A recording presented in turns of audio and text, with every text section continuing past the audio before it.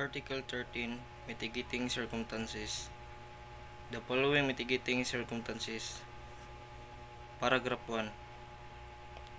Those mentioned in preceding chapter, when a requisite necessary to justify or exempt from criminal liability in the respective case are not attendant.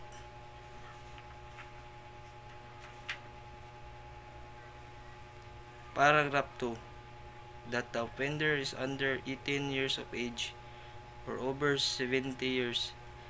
In the case of the minor, he shall be proceed against in accordance with the provision of Article 80. Paragraph 3. That the offender had no intention to commit so grave a wrong as that committed. Paragraph 4.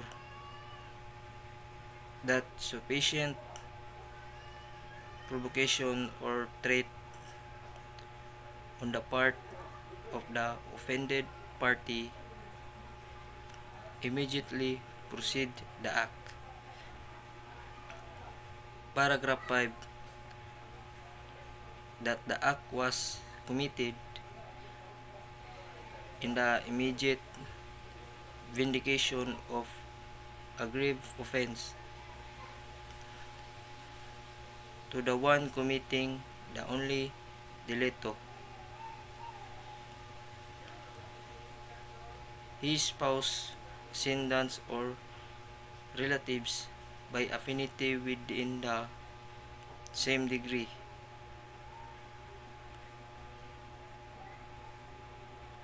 Paragraph 6.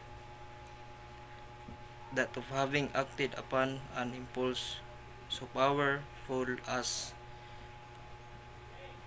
naturally to have produced passion or obfuscation. Paragraph 7. That the offender had voluntarily surrendered himself to a person, authority, or his agent, or that he had voluntarily confessed his guilt before the court prior the presentation of the evidence of the for the prosecution. Paragraph 8. That the offender is deaf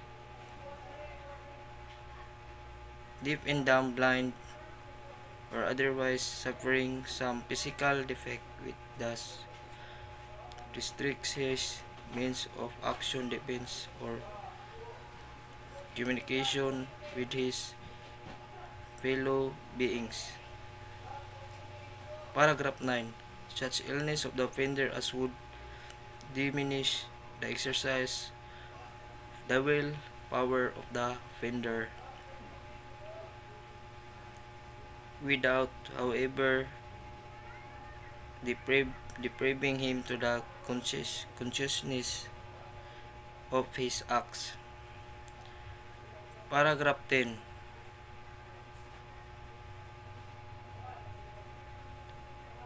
And finally, any other circumstances of a similar nature and analogous to those above mentioned.